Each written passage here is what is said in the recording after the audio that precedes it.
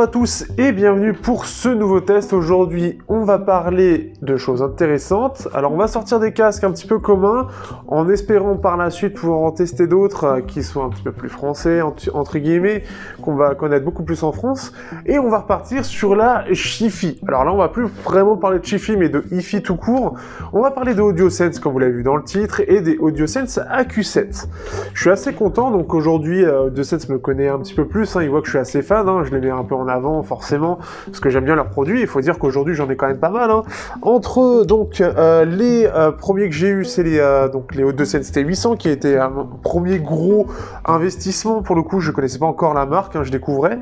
Les Tinker TK200, ça appartient aussi à AudioSense, c'est la version métal en gros de leur design. Les DT200 plus récents, là il y a aussi les AudioSense AQ3 que j'ai je sais plus où. Et maintenant on va parler de leur tout dernier bébé, les plus haut de gamme qu'ils ont aujourd'hui, les AudioSense AQ7. Les AQ7 sont vendus à 500 $. Avec le taux de change, on est à peu près à 430 €. Je les ai eu moins chers et je remercie la marque au passage. Et donc, ce qui fait qu'on va pouvoir parler d'un intra qui est vraiment très réussi.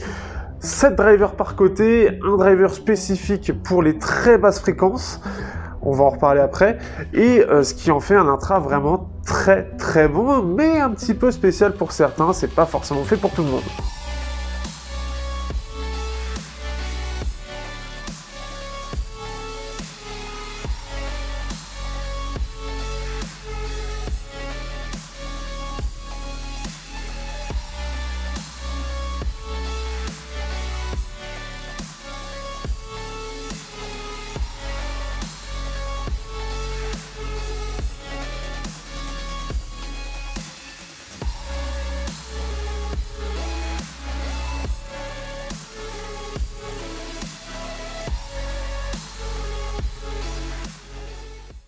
Au niveau du design, on change un petit peu ce qu'on avait déjà sur toutes les dernières gammes qui étaient sorties en 2019, enfin en 2020 plutôt. On a quelque chose qui est un peu différent et que j'apprécie beaucoup. Ce qu'il y a de bien surtout en fait, c'est leur système ici en façade avec un peu l'espèce de toile d'araignée c'est un peu cet effet-là que je trouve vraiment très réussi et qui rend vraiment joli. Le design, le corps lui-même d'ailleurs est assez différent de ce qui est proposé, ça ressemble un petit peu au Q3 et encore, on est sur quelque chose qui est un peu différent, qui a été spécialement designé pour ça. Vous allez voir dans les plans, j'ai un petit défaut sur le mien, c'est qu'il est, malheureusement, les grilles sont un petit peu mal posées. Alors je sais pas à quoi c'est dû, mais c'est aussi, et peut-être une des choses, c'est que j'ai le premier de la série. C'est pour dire à quel point AudioSense me considère, pour le coup, j'ai pas mal de chance. J'ai le tout premier sorti d'usine, donc en plus de ça, c'est des intras, personnellement, qui sont, pour le coup, un petit peu... Voilà, il y a une petite considération que j'apprécie beaucoup. Au-delà de ça, ce qui est bien, c'est que le reste du corps est transparent. Donc on va pouvoir voir tout en fait, voir l'ensemble des choses, les différents drivers, leur positionnement, le driver dynamique, tout ça, bref, rien de... Enfin, on voit tout, vraiment tout, et ce que j'aime beaucoup, c'est le design du driver dynamique qui est un peu rayé comme ça, et qui lui donne un aspect, enfin, ça fait assez haut de gamme. En plus de ça, le système de diviseur de fréquence, lui, va se permettre de savoir aussi, enfin, ce qui est visible pour nous en tout cas, puisque la partie électronique, elle, est vers l'intérieur de l'appareil, on va voir le droite-gauche. Donc ce qui fait que c'est assez intéressant. Connexion MMCX, personnellement je suis pas fan, mais AudioSense semble particulièrement fan de cette connexion MMCX, donc on va rester là-dessus avec le câble rouge-bleu, red left, tout simplement, donc le côté classique. Pour revenir à la grille, il faut savoir que derrière, en fait, c'est un évent, donc ça permet de faire respirer tout ça, donc normalement ça tient bien, il n'y a pas eu d'autres retours de ce type-là, c'est vraiment quelque chose qui est, comment dire, assez... Il n'y a que moi qui a eu ce problème-là. Et pour terminer, la canule, donc là où on met l'embout, qui lui est en métal, comme les AudioSense AQ3 ou les DT200, les derniers des gammes qui sont sortis chez AudioSense. Pour les embouts, ce qui est bien, c'est qu'on a un choix d'embouts qui est vraiment incroyable. Alors, en plus de ça, ce qui est bien, c'est qu'on a droit à une petite sacoche de transport et on a droit à 4 types d'embouts différents. On va avoir les gris verts qui sont un peu comme des Speedfit. On va avoir les noirs et en dessous c'est coloré, donc c'est un petit peu plus fermé, c'est assez sympa. C'est fourni entre autres aussi par Tinifi de ce que j'avais vu. On va avoir des noirs plus classiques, complètement noirs, qui étaient fournis avec les anciens AudioSense. Et on va avoir aussi des embouts à mémoire de forme. Petite chose sur la mémoire de forme, je trouve que le problème étant qu'ils ne mettent pas différentes tailles pour les mémoires de forme. Et ça c'est un problème, ce qui fait qu'ils sont trop gros. Et moi, donc quand je les mets dans les oreilles et qu'ils reprennent leur forme, ils ont tendance à me faire mal. Donc ça c'est un vrai souci. Mais globalement, je trouve que le design est vraiment réussi, il est très propre, il est très joli, je le trouve très design, et en plus de ça, il est confortable. Pour montrer rapidement ce que ça vaut dans l'oreille, donc ce qui fait qu'ils sont pas trop gros, ils font moins imposants que les T800, et ce qu'il y a de bien, c'est qu'on a le même avantage que les AQ3 ou les DT200, c'est-à-dire qu'on peut les mettre comme on veut, il n'y aura pas de soucis. Par contre, ce sont des intras, on leur parlera sur le son, qui sont très sensibles aux embouts que vous mettez, donc à vous de voir aussi, de choisir. Ce n'est pas que du confort, même si j'adore leurs nouveaux, parce que les verts et gris sont leurs nouveaux embouts qui sont vraiment réussis. Et pour le câble, on est sur les derniers câbles sortis, on est sur des câbles de qualité, enfin on est sur le dernier câble, on est sur l'un des câbles un peu plus cuivré, avant c'était argenté, maintenant c'est un peu plus cuivré, et j'apprécie beaucoup le rendu, je trouve que ça va bien avec, et ce qui est bien c'est qu'il est pas trop gros, il est pas trop fin, et il ne s'en mêle pas facilement. En plus de ça, on a un scratch pour les ranger, donc vraiment pas mal du tout, donc vraiment côté design, c'est du très très bon.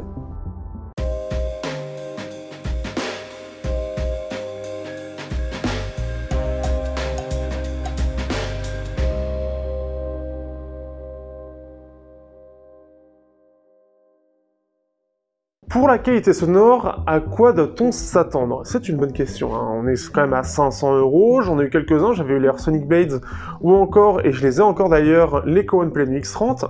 Ici, on est sur du 7 drivers par côté. Un driver dynamique, dit trompette, hein, c'est comme ça qu'ils l'ont appelé, et 7 drivers, donc qui vont couvrir de basses fréquences, au médium et aux hautes fréquences. C'est assez étonnant parce que donc dans ce qui est annoncé, hein, on a droit en gros à 3 drivers qui vont être dédiés pour les basses fréquences. En gros, le driver dynamique va s'occuper des 13 basses fréquences, donc ça doit être aux alentours de moins de 100 Hz. Et ensuite, on a 2 drivers dynamiques, ce qu'on retrouve par exemple sur les T800, qui vont s'occuper d'au-dessus. Ça permet de combler la défaillance des armatures équilibrées, donc on a toujours quelque chose de très précis avec eux, mais en général, ça va pas très bas et ça permet pas d'avoir cette profondeur et ce côté très vibrant, ce qu'apporte un driver dynamique. On a ensuite deux drivers armatures équilibrées pour les médiums et 2 pour les aigus, le tout de chez Knowles. On en a je crois des custom, de toute façon vous avez la fiche technique, donc ce qui fait que vous avez aussi la réponse en fréquence qui doit s'afficher, et donc ce qui fait qu'on a une réponse en fréquence qui est, je trouve, un petit peu atypique. On a quelque chose qui ressemble un peu au DT200, mais en un peu moins basse. Dans l'idée, dans ce qui est proposé, donc on a droit à des très basses fréquences qui sont, on va dire, assez neutres, avec des basses fréquences, donc les basses, sous-basses et basses. Les basses, eux, sont un peu au trait. Ensuite, on a des médiums, notamment plus du côté bas médium, qui vont ressortir. On a un petit bump. Et ensuite, on va avoir des aigus qui vont, eux, rester assez neutres. Donc, on a vraiment cette espèce de... Voilà, c'est au milieu qu'on a cette petite bosse. Et ce qui est assez étonnant, c'est surtout... Alors, le fait qu'on ait 3 drivers ne veut pas dire qu'on va avoir justement beaucoup de basses. Au contraire, on a une basse qui est assez neutre, qui est très juste, très précis, très rapide, et qui a une bonne profondeur. Mais quand vous avez l'habitude, par exemple, des UFOers, hein, qui ont en fait une base beaucoup plus élevée, donc, comme vous pouvez voir, on a quelque chose qui est vraiment en fait juste assez neutre. C'est surtout les médiums qui sont mis en avant, ça va permettre de mettre en avant les voix, et ça permet d'avoir une certaine chaleur, un certain corps qui est assez présent. Et ça permet, contrairement aux UFOers par exemple, ou autres, où en général on va avoir des voix qui vont être assez claires, et ben là pour le coup on a des voix qui vont être plutôt chaudes, un peu comme les DT200, sans avoir le côté un peu basseux des DT200. On sent qu'on est encore sur une autre gamme de ce qui est proposé par AudioSense et quelque chose qui va compléter un peu leur gamme. C'est ça qui est assez intéressant. Mais on sent aussi qu'on monte en gamme. C'est surtout ça aussi. C'est-à-dire qu'on a un son qui va être très détaillé, sans avoir par exemple ces aigus qui peuvent être perçants, hein, qu'on peut revoir si vous regardez mes anciens tests, enfin tous mes tests avant ça. Dans le côté Chi-Fi, on va avoir toujours un gros pic dans les aigus. En fait, ça permet de mettre en avant les détails, de mettre en avant les hautes fréquences qui vont donner un côté détaillé et notre cerveau il va l'interpréter comme ça. Et ici, voilà, plus on va être sur du haut de gamme, moins on aura besoin de forcer sur ces fréquences-là. Et ici, ils n'ont pas besoin de forcer, on a quelque chose qui est très précis et très détaillé, sans pour autant forcer. Et quand on revient sur d'autres intras, un peu moins haut de gamme, on va dire, eh bien, on sent cette différence. Ce qui nous donne en fait un effet un petit peu plus naturel sur l'ensemble. Donc ça, c'est déjà quelque chose d'agréable, qui est pas trop basseux, même voire ça peut manquer, et qui en plus de ça a une scène bien large, très très large, parce que pareil, ces hautes fréquences permettent aussi d'élargir la scène de façon plus ou moins artificielle, ça marche plus ou moins bien, et ça dépend après de ce à quoi vous êtes habitué, et donc ce qui fait que là on se retrouve avec quelque chose qui est vraiment large, qui est réussi. Par contre, sur cette présentation qui est vraiment réussie, on a deux choses. Le fait qu'on ait 3 drivers, comme j'ai dit, on va pas avoir tant de basses, et ce qui est assez étonnant, c'est qu'on a des basses qui sont assez rapides, mais un peu en retrait. D'habitude, on va avoir plus quelque chose comme ça, alors qu'ici, on a quelque chose comme ça, où si on l'a comme ça devrait être un peu au-dessus des médiums. Donc ici, on a quelque chose qui est en retrait par rapport aux médiums. Ce qui est assez étonnant, et ça rend quelque chose d'assez vibrant pour le coup. On va plus avoir les sous-basses qui vont un peu plus s'exprimer que les basses, et on a quelque chose qui reste que punchy, mais pas autant que si on avait le contraire en termes de réponse en fréquence. Ce qui est assez étonnant, et je m'attendais pas forcément à ça. Alors après, je m'attendais à quelque chose qui soit plutôt neutre, il tendait vers ça, et vu que en plus de ça, AudioSense m'avait contacté pour les DT200 en attendant justement CAQ7, je me suis dit que ce serait un peu dans le style. Et vraiment, ça donne un super rendu. Par contre, les premiers moments où vous allez les mettre dans l'oreille, ça, c'est une petite chose à dire. Parce que, clairement, par rapport aux autres intras, ils ont une autre façon de présenter la musique. Alors après, malheureusement, je manque totalement de connaissances dans cette partie-là, mais ce qui fait que les 2-3 premières minutes où vous allez les mettre, par exemple, quand vous êtes habitué aux UFOers, et encore les UFOers, ça va, mais quand vous êtes habitué à d'autres intras, même les T800, ou d'autres intras chez FI, je pense au TRN BA8 récemment, au KZ divers et variés, ZAX, tout ça, eh bien, on a une présentation qui est différente, et ça fait un peu comme les UFOers, où c'est moins le cas avec le UFOer, mais ça fait un peu comme ça, où on va mettre 1 à 2 minutes à s'adapter. Donc les premiers moments, vous allez dire, mais c'est très très bizarre comme son. Puis après, on va se laisser imprégner par ça, notre cerveau va s'adapter, va s'habituer, et là, on va avoir un son qui est vraiment bien, et qui va être vraiment joli à entendre. Ce qui est bien vraiment, c'est qu'on a vraiment ce côté détaillé sans trop en faire nulle part. Ce qui est bien, même si je compare par exemple aux UFOer, donc les UFOer, ils ont plus de basses globalement, et une sous-basse beaucoup plus élevée, comme vous l'avez vu, mais on a quelque chose qui est un peu différent, c'est-à-dire que si vous cherchez quelque chose d'assez neutre, c'est ce que propose les AQ7, avec des voix qui vont être vraiment mises en avant, on a vraiment une séparation des instruments plus de ça qui est excellente, et des voix qui sont mises en avant. Donc on a quelque chose de vraiment très très bon de ce point de vue-là. En plus de ça, ils sont polyvalents et vont pouvoir être sur tous les styles, à condition, encore une fois, d'être réceptifs à la signature. Ce qui fait que pour le coup, les AQ7 ont vraiment quelque chose de travaillé pour que ce soit super polyvalent, et je trouve que ça va bien pour tous les styles. Mention spéciale à la dub ou au classique, où vraiment, c'est là où on va le plus profiter, parce qu'on n'a pas cette signature qui va envahir, par exemple, souvent avec les basses qui sont mis en avant. Pour le métal, on a quelque chose de super détaillé, ça pourrait manquer un peu de basse à certains, mais on a un bon punch, on a des voix qui sont super précises, super nettes, super détaillées et vraiment mises en avant, et on a une scène sonore qui est vraiment large, et en plus de ça, avec les instruments qui vont bien prendre toute la place, avec une bonne séparation. Donc on a vraiment cet ensemble-là. Ce qui fait que je suis tout à fait satisfait. Aujourd'hui, c'est vraiment mes intras préférés. Alors forcément, c'est parmi les plus chers. Mais par exemple, si je compare très rapidement aux Kowon Plane UX30, qui sont assez neutres, ils ont beaucoup plus de corps, ils ont beaucoup plus de présence, on a beaucoup plus de détails, on a quelque chose de plus naturel, moins forcé dans les hautes fréquences, une basse qui forcément est plus profonde. Bref, on a un ensemble qui est bien meilleur dans l'ensemble, vraiment bien meilleur. Pour finir, l'isolation c'est quelque chose d'assez important. Eh bien, comme à chaque fois, AudioSense est très bon de ce point de vue-là, vu qu'on a un design qui est fait en résine, et ils ont tout un système avec impression 3D, c'est une de leurs spécialités, eh bien, ce qui fait qu'on a une isolation qui est vraiment excellente. C'est très bon dans l'ensemble du spectre, ce qui fait que quand vous allez dans la rue et que vous mettez de la musique, vous entendez plus rien. C'est aussi simple que ça.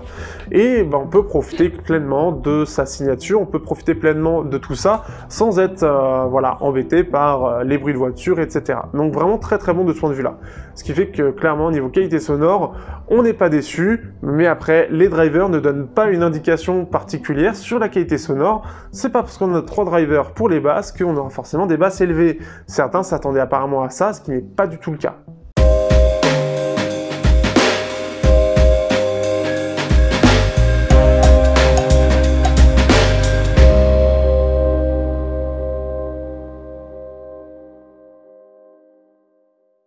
Pour conclure, que peut-on penser de ces AudioSense AQ7 ? De par leur présentation et leur signature un peu atypique par rapport à ce que je connais, c'est vrai que les premières impressions vraiment directes ont été assez particulières. Par contre, quand on se laisse aller, on commence vraiment à les écouter, à tester sur plein de choses différentes, on se rend compte vraiment que AudioSense maîtrise son sujet et maîtrise ce qu'ils veulent donner. On sent qu'on est un peu dans la continuité des AudioSense DT200 avec une basse profonde mais qui est pas trop élevée, des médiums un peu plus présents pour donner un peu plus de corps à tout ça, et mention spéciale d'ailleurs aux violons et aux voix globalement qui ont un rendu qui est vraiment excellent, et on a des aigus qui n'ont pas besoin de forcer. On sent que vraiment il n'y a pas ce côté comme les T800, on va avoir ce côté très forcé sur les aigus pour avoir le côté très détaillé et mettre en avant ça. Ici il n'y a pas besoin de forcer, on a quelque chose qui est au moins aussi détaillé que les T800 sans pour autant avoir de pic particulier, sans pour autant avoir quelque chose de fatigant, quelque chose qui va être un peu boomy ou quelque chose qui va être en V. Et c'est ça qui est très fort en fait, c'est d'avoir quelque chose qui est assez détaillé tout en ayant une signature qui est plus un petit peu orientée sur les médiums. Et là, c'est quelque chose qui, pour le coup, les DT200, c'était par exemple, alors ils avaient que 2 drivers en armature équilibrée, mais c'était un défaut, c'est-à-dire que ça manquait de détails parce qu'on avait des aigus un peu en retrait, avec cette basse très présente. Mais ça rendait très bien, ici, ça vient justement avoir une signature qui est plus mature, qui est plus audiophile, on va dire, même si ça veut plus ou moins rien dire, mais vous me comprendrez. Et ce qui fait qu'on a vraiment un son qui est mature, qui respire la qualité et qui est plaisant à écouter. Mais après, il faut une certaine expérience pour l'apprécier. Je pense que c'est pas les premiers qui, en tout cas la plupart des gens qui écoutent des choses très basseuses, ils peuvent être perturbés. Pour ceux auxquels j'ai fait tester, ils ont vraiment trouvé très appréciable ces intras, mais ça manquait un peu de basse. On va regarder ce qui se dit un petit peu sur la toile, et si je commence à taper la boîte, c'est un peu dommage. D'ailleurs, mention spéciale toujours à au transport, donc c'est en plus de ça via DHL au passage, j'y pense. Vous verrez sur le site d'AudioSense, avec toujours une boîte qui est vraiment qualitative et qui est complète, c'est-à-dire qu'en plus de ça, j'ai eu droit à la petite poche de rangement, et on a le fait qu'on ait les quatre systèmes pour les 4 types d'embouts, on a une petite brosse pour nettoyer et on a une boîte qui est étanche. C'est con à dire, mais ça permet pour le transport d'éviter divers problèmes divers et variés, et ça montre un peu toujours une qualité qui se veut être maximale entre guillemets de ce point de vue là, et ils le font. Alors je sais pas pour les gammes à moins de 100 € pour le coup, mais depuis que les AQ3 des T200 c'est tous pareil et c'est vraiment fort, et je trouve ça vraiment agréable. On va regarder pour l'instant le seul parce que je suis le deuxième. Alors sur YouTube il doit y en avoir d'autres, mais je ne vois qu'une seule autre review sur la toile et sur Edfi en anglais. Forcément je dois être le seul français à le faire. Donc AudioSense AQ7 par Fast & Clean, Vocals First. Donc vous l'aurez compris, le côté orienté médium avec cette basse, ces médiums un peu plus mis en avant. Donc les médiums qui sont détaillés, qui sont doux et qui sont mis en avant, une basse qui est profonde et rapide avec quelque chose qui est fluide, et des aigus qui sont détaillés, pareil, assez doux, sans avoir de son qui va aller, qui va être agressif, qui va être avec des pics divers et variés. Donc c'est quelque chose qui est aussi apprécié. La scène qui est vraiment bonne en termes de profondeur et de largeur. Alors là, il parle d'un background qui est noir avec une image précise. Alors ça me parle moins pour le coup. Une bonne isolation, un bon confort et une qualité de construction et de packaging qui est vraiment bonne aussi. Par contre, les upper basses, donc les basses plus classiques, moi ce que j'appelle les basses, qui sont un peu réduites et qui réduit la densité des voix basses. Je suis pas forcément d'accord pour le coup, mais je peux comprendre effectivement, on va moins avoir de graves dans certaines voix graves parce qu'on va avoir l'habitude sur certaines signatures à ce que ça les emmène un peu et leur donner beaucoup de présence.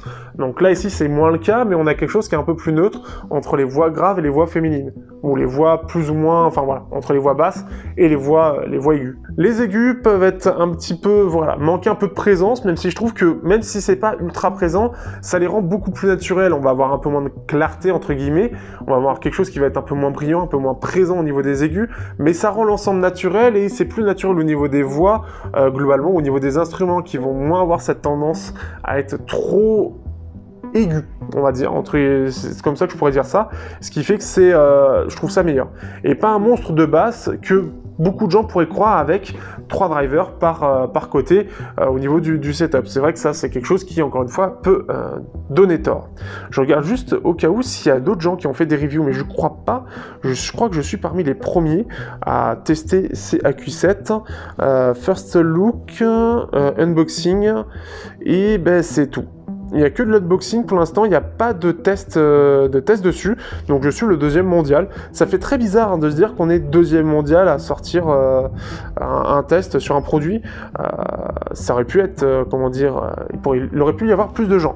Mais en tout cas, je suis pleinement satisfait de ces intras qui clairement passent top 1. Alors au-delà du prix, oui certes, c'est quand même une somme, mais on a un son de qualité. Donc si vous cherchez quelque chose qui est vraiment très mature, un peu audiophile entre guillemets, avec un réglage vraiment très bien réussi et une construction qui est excellente. Enfin, pour moi, il y a un ensemble qui est fait par AudioSense qui est vraiment agréable. Et plus ça va, plus les produits que je teste chez eux sont vraiment agréables. Petite mention à Q3 où ça manque un peu de basse, alors qu'ils sont censés être un peu plus présents, mais c'était dû à, je crois, par rapport au driver dynamique, au traitement qui n'était pas parfait. Mais je trouve en tout cas que c'est, voilà, c'est tout simplement ces petits AudioSense, par leur design, de par leur qualité globale de construction, de par la qualité sonore qui est proposée, donnent vraiment quelque chose de mature et de vraiment agréable, et vient compléter leur gamme qui est déjà assez complète. Il faudrait que je sache un petit peu ce que ça vaut les petits les intras à moins de 100 € qu'ils font, mais je suis vraiment satisfait et je commence vraiment à être très fan d'AudioSense parce qu'ils proposent, et clairement bah voilà, je prends un pied vraiment incroyable à utiliser ces AudioSense au quotidien. Sur ce, j'espère que vous aurez apprécié la vidéo et on se dit à bientôt pour un prochain test. Il y en a d'autres qui arrivent, les TRN-BA8, les KZZ-AX, les KZA6 ASF, les TRN V90S, je verrai pour cela, mais ça devrait être bien parti aussi, hein, mais ça, KZ a décidé de se lancer à mort là-dedans. Mais voilà, il y a des petites choses qui arrivent, il y a un petit casque Mixeder aussi, directement de chez eux, donc il y a plein de tests qui arrivent, et peut-être aussi les AudioSense AQ0, et oui, ça va arriver, donc ça, je vous en parlerai quand je les aurai. Sur ce, merci à tous, et à bientôt pour de prochains tests sur Technoid.